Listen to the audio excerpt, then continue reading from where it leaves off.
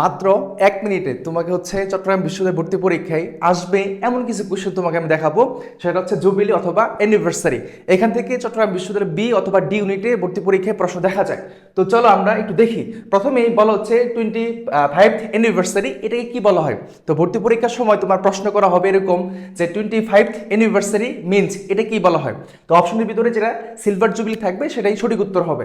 এটাকে আবার বলা হচ্ছে রজত জয়ন্তী। দেন হচ্ছে এখানে 14th অ্যানিভার্সারি, একে কি বলা হচ্ছে রুবি অ্যানিভার্সারি।